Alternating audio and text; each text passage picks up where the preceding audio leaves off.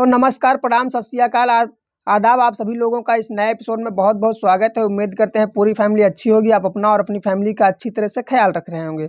आज की जो घटना है, आज की कहानी है, आपको बहुत ही हैरान कर देगी, बहुत परेशान कर देगी कि एक बुजुर्ग ने एक महिला के इश्क में एक ऐसा कत्ल कर दिया, जिस कत्ल को करने के बाद में उस लाश के 500 टुकड़े किए। ये सबसे बड़ी टुकड़े करने वाली जो कहानियां हैं, जो घटनाएं हैं, ये सबसे बड़ी घटना है। आज तक इस घटना के अलावा किसी ने किसी लाश के 500 टुकड़े नहीं किए होंगे। और 500 टुकड़े करने के लिए उन्होंने उस टुकड़े को करने के बाद में लाश को ठिकाने लगाने का जो तरकीब निकाला, वो इतना बेहतर था कि अगर 500 टुकड़े वो एसिड में जला रहे थे, अगर वो उसमें सफल हो जाते, कामयाब हो जाते, समय से पहले पता न लग पाता, तो उस लाश का न पता लगता और न इस केस का। लेकिन कहीं न कहीं गलती हो जाएगी और कहीं न कहीं आप सबूतों के आधार पर कोई गलती कर देंगे जहाँ से पकड़े जाएंगे। और एक बुजुर्ग ने एक महिला के इश्क में इस प्रकार से घटना को अंजाम दिया कि आप सुनेंगे तो आपके पैरों के तले से ज़मीन खिसक जाएगी। पूरी तरह से इस घटना को सुने ताकि आप समझ पाएँ कि एक बुजुर्ग डॉक्टर, जो जाना माना डॉक्टर है, वो किस प्रकार से इतनी हैवानियत और इतनी हरकत कर देता है और किस लिए। मध्य प्रदेश का एक ज़िला होता है होशंगाबाद, उसे नर्मदापुरम भी कहते हैं। यहाँ पर एक कॉलोनी है, आनंद नगर कॉलोनी, और उस कॉलोनी में 4 लोग रहते हैं। डॉक्टर साहब हैं और उनकी पत्नी है और उनके 2 बेटे हैं, जो मुंबई में अपनी पढ़ाई कर रहे हैं और अपने भविष्य को आगे बढ़ाने के लिए तत्पर ढंग से काम कर रहे हैं। डॉक्टर साहब जो होते हैं, उनकी उम्र लगभग 55 साल होती है। और जो उनकी पत्नी है सुषमा, ये एक बुटीक चला रही होती हैं, जो अच्छी तरह से अच्छी इनकम के साथ चल रहा था। और उस बुटीक को चलाते चलाते सुषमा की तबीयत एक बार खराब हो गई और उनके साथ जो उनका साथ दे रही थी, उस लड़की का नाम रेनू था। रेनू बहुत ही अच्छी ढंग से, ईमानदारी से काम करती है सुषमा के साथ और सुषमा का साथ देती है। यानी डॉक्टर साहब की पत्नी का जो बिजनेस चल रहा था बुटीक का, वो बहुत ही अच्छी तरह से चलता है और उसमें रेनू का बहुत सहयोग होता है।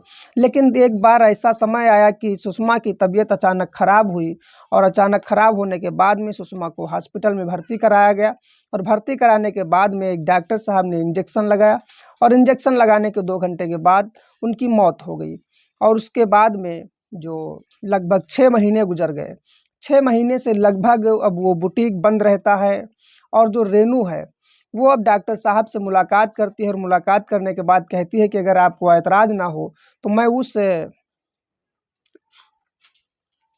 बुटीक को चालू करूं, ताकि कुछ इनकम होगी तो मेरा भी परिवार चलता रहेगा, घर चलता रहेगा। और उसमें जो भी पैसा बचता है, जो भी बेनिफिट ज़्यादा होता है, वो आप ले लिया करिए। अब ये सारी चीज़ें उस डॉक्टर साहब को भी समझ में आ गई और उन्होंने कहा कि ठीक है, अगर ऐसा चाहती हो तो मुझे कोई ऐतराज़ नहीं है। डॉक्टर दरिया दिल आदमी थे, उन्होंने उस लड़की रेनू को वो बुटीक चलाने के लिए दे दिया। रेनू लगभग 6 महीने तक काम करती रही, लेकिन बहुत खूबसूरत थी रेनू। रेनू की खूबसूरती देख करके डॉक्टर साहब की मुलाकात कई बार होती रहती थी, तो उनका उस पर दिल आ गया और उनको उससे धीरे धीरे इश्क हो गया। इश्क इतना बढ़ गया कि अब वो आपस में एक दिन उन्होंने अपनी बात यानी कर ही दी, अपने प्यार का इजहार कर दिया। और डॉक्टर साहब ने कहा कि मुझे तुम बहुत खूबसूरत लगती हो, मुझे बहुत पसंद हो, मैं चाहता हूं कि हम तुम कभी कदार एक दूसरे के साथ शारीरिक संबंध बना लिया करें, एक दूसरे के साथ रहें। हम हमेशा आपकी जो ज़रूरतें हैं, जो दिक्कतें हैं, परेशानी है, उस पर हमेशा के लिए आपका सहयोग करता रहूँगा। इस लड़की को ये बात समझ में आ जाती है और लड़की ने भी पैसे के लिए, और दूसरी बात ये थी कि अगर वो ना समझती तो उसे पैसे से निकाल देता, उस काम से निकाल देता, तो वो लड़की शायद बहुत परेशान हो जाती। जिसका नाम रेनू है, 28 साल की उम्र है, वो महिला बेकार जाती। इसलिए उसने वहाँ पर समझौता करना अपनी सूझबूझ के समझ से सही किया और उसके बाद में वो उसके साथ हो गई। इस प्रकार से कई बार ये अब लगातार संबंध बनाना शुरू कर देते हैं। एक दिन एक जो बीरू है, जो इस रेनू का पति है वो इसको देख लेता है, इस डॉक्टर को और अपनी पत्नी को संबंध बनाते हुए। उसे बहुत ही नागवार गुजरता है। उसने डॉक्टर साहब से और इनसे दोनों से बहुत सख्त चेतावनी देता है कि मैं दुनिया को बताऊंगा कि एक जाना माना डॉक्टर मेरी पत्नी के साथ क्या कर रहा है। डॉक्टर साहब इस वीरू के हाथ पैर जोड़ते हैं और कहते हैं कि तुम किसी से कोई बात मत करना, कुछ मत बताना, जैसा भी कहोगे मैं वैसा करूंगा, अब की बार हो गया, दोबारा ऐसा कभी नहीं होगा। उसकी जो पत्नी थी वो तो वहाँ से उठ करके चली गई, लेकिन जो डॉक्टर साहब हैं और बीरू हैं वो एक दूसरे से आपस में बात कर रहे हैं। और बात करते करते जो बीरू होता है उसने बहुत बड़ी डिमांड कर दी डॉक्टर साहब के सामने। उसने कुछ ऐसे पैसे मांगे, इतने पैसे मांगे कि डॉक्टर साहब के होश खराब हो गए। लेकिन समझौता करना ज़रूरी था, क्योंकि पैसे के साथ साथ इज्जत और मर्यादा सब कुछ जा रहा था। इसलिए उन्होंने पैसे देना उचित समझा और डॉक्टर साहब ने पैसे दे दिए। लेकिन अब धीरे धीरे ये था कि बीरू की आदत पैसे से लग गई। पैसे लेकर के आराम से बैठ के खाना पीना और मस्त रहना, और अब अपनी पत्नी को कभी भी रोकता टोकना, बिल्कुल रोकना टोकना था ही नहीं, क्योंकि चाहे जितनी बार जाए, जब जाए वहीं रहे, आए ना आए, लेकिन वो महीने के पैसे वसूल करने लगा। डॉक्टर साहब का जो डिमांड था वो बहुत ही सर पर चढ़ गया। डॉक्टर साहब को लग रहा था इतनी डिमांड देते देते वो थक जाएंगे। क्लिनिक से इतनी पैसे की कमाई भी नहीं आ रही थी जितनी बड़ी उनकी डिमांड थी। अब धीरे धीरे जो ये होते हैं डॉक्टर साहब ये परेशान हो गए कि इतना पैसा अगर लेगा तो मैं कहाँ से दे पाऊंगा। और बीरू अपना पैसा लेता है, मस्त है, और अपनी पत्नी को खुद जानबूझ करके भेजता है और कहता है कि डॉक्टर साहब ने बुलाया है। फ़ोन हमेशा बीरू के पास आता है कि अपनी पत्नी को भेज दीजिए, और इससे ज़रा से भी ऐतराज़ नहीं, खुश है, इससे कोई तकलीफ़ नहीं है, लेकिन पैसे मिल रहे हैं उसलिए वो। अब ऐसा कैसे हो सकता है कि कोई आदमी अपनी पत्नी को किसी गैर मर्द के हवाले कर दे, लेकिन पैसे की भूख ने इसे अंधा बना दिया। लेकिन डॉक्टर साहब से जो डिमांड थी ये बढ़ती गई इनकी। बीरू की डिमांड इतनी बढ़ गई कि बीरू अब पैसे के बदौलत ऐश करने लगा। तो डॉक्टर साहब को लगा कि इतनी पैसे की जो डिमांड है वो मैं पूरी नहीं कर पाऊंगा, शायद कोई दूसरा कदम उठाना पड़ेगा, कुछ दूसरा सोचना पड़ेगा बीरू के लिए। और उन्होंने डॉक्टर साहब ने बीरू के लिए फिर एक दिन सोच लिया, और सोचने के बाद में डॉक्टर साहब ने फ़ोन किया, और फ़ोन करने के बाद में कहा कि तुम एक काम करो, मेरे पास ड्राइवर की जॉब कर लो, मेरे पास नौकरी है, तुम कर लो आराम से, हम दोनों साथ रहेंगे, पैसे भी मिलते रहेंगे और बढ़िया चलता रहेगा। तो बीरू जाता है और डॉक्टर साहब के पास ड्राइवरी की जॉब कर लेता है, ड्राइवरी करता है, डॉक्टर साहब के साथ रहता है। लेकिन एक दिन ऐसा समय आया कि डॉक्टर साहब से कहता है कि मुझे दांत में दर्द हो रहा है और मुझे जाना है दवाई लेने के लिए। डॉक्टर साहब ने कहा कि दवाई लेने कहाँ जाओगे? मैं दांत का डॉक्टर नहीं हूँ, लेकिन डॉक्टर तो हड्डी का हूँ, और हड्डी भी तो दांत ही है, तो इसको ठीक करने में कोई दिक्कत नहीं, मैं इंजेक्शन लगा देता हूँ, अभी आराम से आराम मिल जाएगी। डॉक्टर साहब ने एक इंजेक्शन लगा दिया। इंजेक्शन लगाने के आधे घंटे बाद बीरू बेहोश हो गया। बेहोशी की हालत में उसे घसीट करके डॉक्टर साहब ने बाथरूम के अंदर ले गए, और बाथरूम के अंदर ले जाने के बाद में वहाँ पर बीरू का एक आरी से जो सर्जिकल ब्लेड है उससे कत्ल कर दिया। उसका पूरा सर धड़ से अलग ही कर दिया।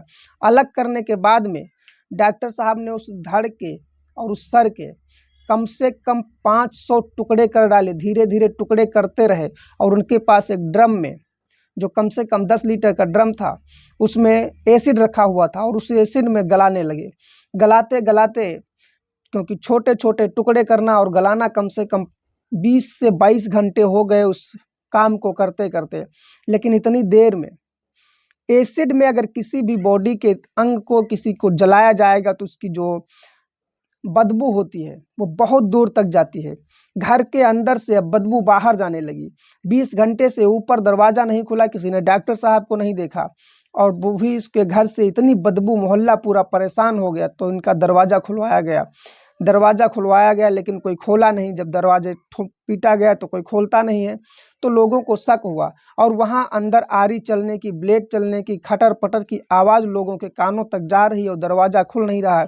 पड़ोसियों ने सोचा कुछ ना कुछ ज़रूर गड़बड़ है, तो पड़ोसियों ने तुरंत ही पुलिस को इन्फॉर्म किया। पुलिस आई और दरवाजे को खुलवाया गया। दरवाजे को खुलवाने के बाद में जब उस नज़ारे को देखा गया तो नज़ारा ऐसा था कि लोगों की रूह कांप गई, क्योंकि 500 टुकड़े और एसिड में जलाए जा रहे थे।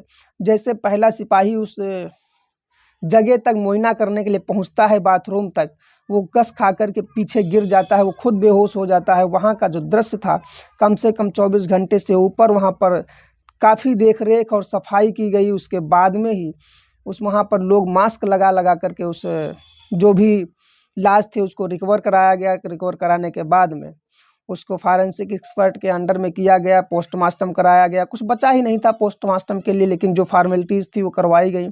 उससे पता लगा कि पहले इसे इंजेक्शन लगाया गया है बेहोशी का, उसके बाद में इसके साथ जो भी हुआ है। बाकी डॉक्टर साहब को जब पुलिस ले जाती है, गिरफ्तार करती है, कोर्ट ट्रायल चलता है। 2.5 साल के बाद जब कोर्ट ने डॉक्टर साहब से पूछा कि आपको ये सब करने में कोई चोट तो नहीं लगी थी, जब जज ने पूछा कि आपको कोई चोट तो नहीं लगी थी, तो डॉक्टर साहब ने कहा कि मुझे कोई चोट नहीं लगी थी, मैं बिल्कुल ठीक था। लेकिन जज कहता है कि मान गए कि आप कैसे 500 टुकड़े करने में माहिर हैं आदमी के, आप डॉक्टर नहीं जल्लाद हैं। पूरी तरह से इन सब चीज़ों का हवाला देते हुए जज साहब ने इन्हें उम्र कैद की सज़ा सुना दी। इस कहानी से, घटना से जितने समाज के लोग सुन रहे थे, जान रहे थे, वो बहुत ही परेशान थे।